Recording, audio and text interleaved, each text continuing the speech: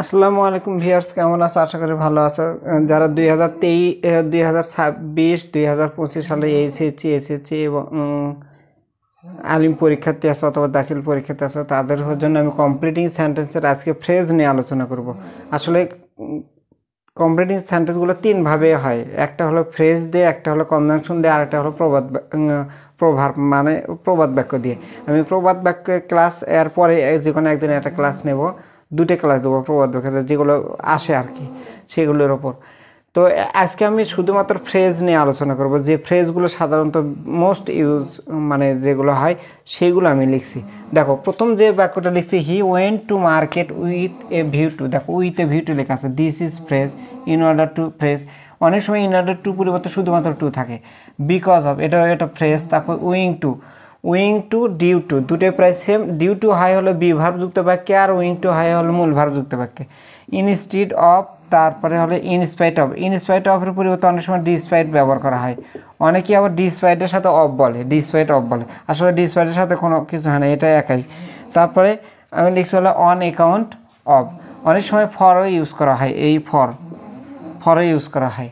আচ্ছা, এখন একটা রুলস আমরা শিখব, যে ফ্রেজ যদি বাক্যের শেষে থাকে, যে বাক্যটা আমরা কমপ্লিট করতে যাব, ওই বাক্যটা শেষে যদি ফ্রেজ থাকে, ওই বাক্যকে কমপ্লিট যখন করব, when we complete that sentence we will have to use phrase again. আমাদের অবশ্যই আবার কি করতে হবে, ফ্রেজ ইউজ করতে হবে।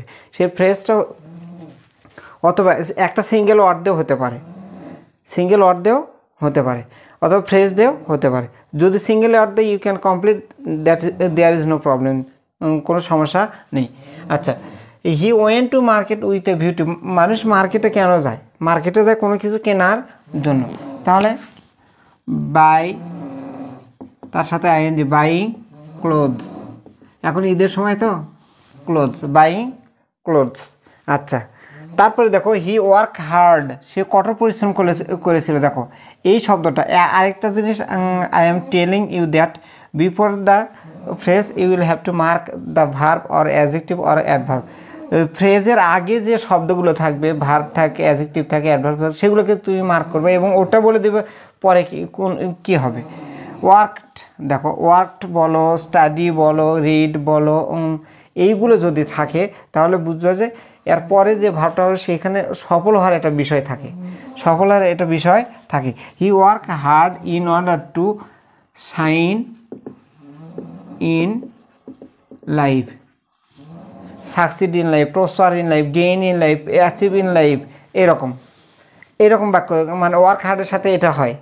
তারপরে তোমার রান যদি থাকে, ওয়ার্ক যদি থাকে, ক্যাশ মিসের একটা কাহিনী আছে ওখানে।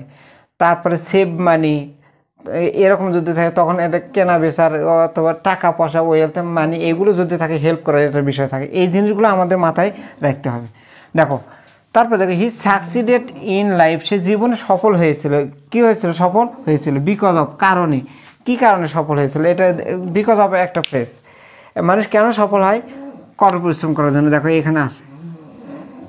অথবা আমরা একটা ওয়ার্ডও ইউজ করতে পারি, ইন্ডাস্ট্রি। আমি বলছিলাম একটা ওয়ার্ডে হয়, ইন্ডাস্ট্রি মানে হলো পরিশ্রম। অথবা তুমি এটার পরিবর্তে ইউজ করতে পারবে হলো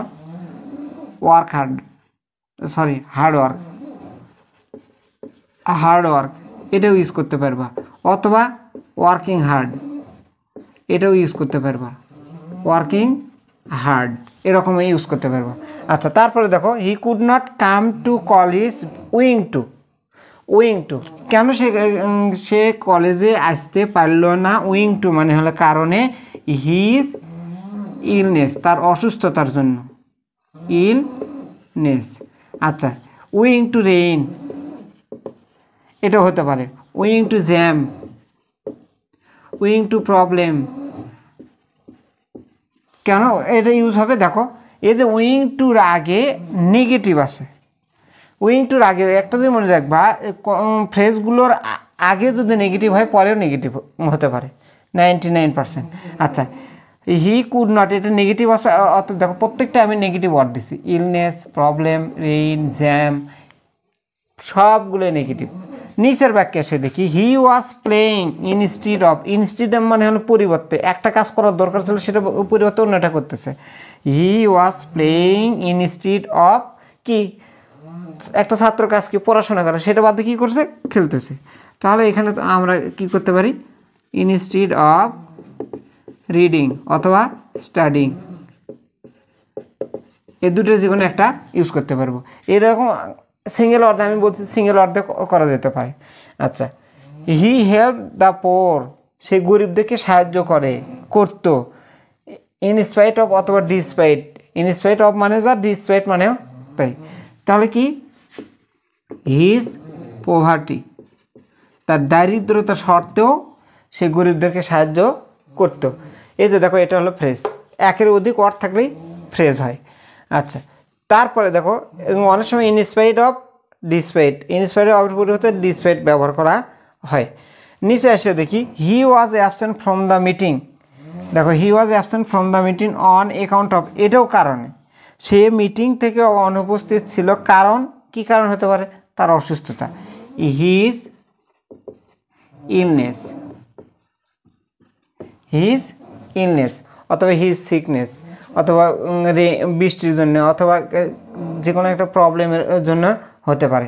তাহলে আমরা একটা জিনিস সেটা শিখলাম, সেটা হলো ফ্রেজের আগে যদি হ্যাঁ বোধক থাকে, ফ্রেজের পরে আমরা না বোধক ইউজ করব।